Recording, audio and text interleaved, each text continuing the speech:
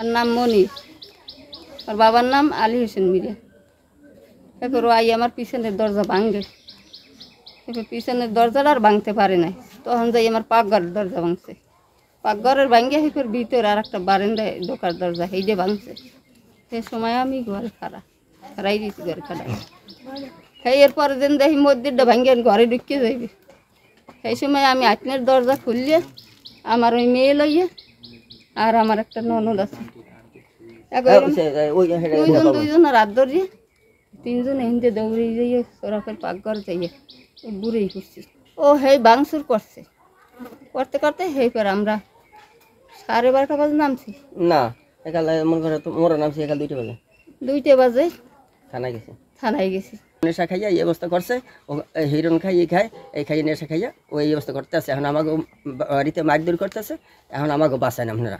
হারা কয় না আমরা পারবো না। তখন আমরা 4টা বাজে, তখন 4টা বাজার পর হারা কিছু করতেছে। তখন আমি 993টা শব্দ আমি হেইতে কল দিছি। কল দেওয়ার পর আমারে হারা হাইন থেকে কইছে যে আপনার কই, আমি আমার নাম বলছি যে দুমকি থানা পটুয়াখালী শ্রীরামপুর গ্রাম 3 নম্বর।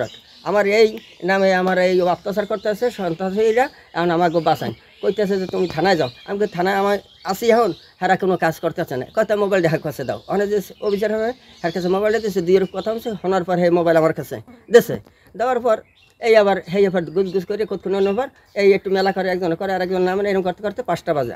আমার মায়ের উলঙ্গভাবে আমরা এই নিচে পাইছি, ডনশন করছে। নাকের এখানে দাগ পাইছি, কপালে দাগ পাইছি। তারপর এই মহিলা পুলিশে চেক করছে, কইছে যে ডনশন হয়েছে। আমরা সূক্ষ্ম বিচার চাই, আর ফাঁসি চাই, ওকে দুটোটার ফাঁসি চাই। একজন ধরছে আর একজন ধরে নাই, আর একজন চলে গেছে, পলাইছে। ওরা 2 ভাই রাজনীতি করে আমার বাড়ি বইয়া।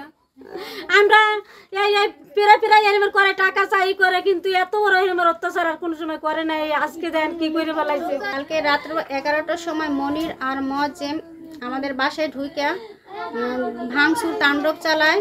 আর আমার মা ভয়ে, আমার বোন ছিল বড় বোন, তাকে নিয়ে পালিয়ে মানে পাশের বাসায় যায়। আর আমার বাবাকে মেরে ঘর থেকে বের করে দেয়। আর আমার দাদিকে সারা রাত ভরে ধর্ষণ করে, নির্যাতন করে, তাকে মেরে ফেলেছে। আমার মা রাত্র 2টার সময় থানায় গেছে, কিন্তু তার অভিযোগ থানায় নেই। তারা সকালে যখন আসছে ততক্ষণে আমার দাদির মৃত্যু অবস্থায় তাকে পাওয়া গেছে। তারা যদি থানায় অভিযোগ 2টার সময় আসতো, তাহলে হয়তো আমার দাদিকে জীবিত পাওয়া যেত। এই করুণ অবস্থা আমাদের দেখা মিলতো না।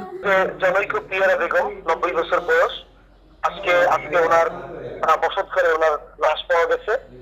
ওনার বসত ঘর থেকে আসামি মনিরকে স্থানীয় লোকজনের সহায়তা আমরা অ্যারেস্ট করেছি। আসামির দুঃসম্পর্কে নানি হয় যে ভিকটিম। তো এই ঘটনায় দুমকি থানায় একটি নিয়মিত হত্যা মামলা রুজু হয়েছে। আমরা ভিকটিমকে ব্রুটাল রিপোর্ট করে ময়নাতদন্তের জন্য লাশ মর্গে প্রেরণ করা হয়েছে এবং আসামিকেও বিজ্ঞ আদালতে প্রেরণ করার বিষয়টি প্রক্রিয়াধীন রয়েছে।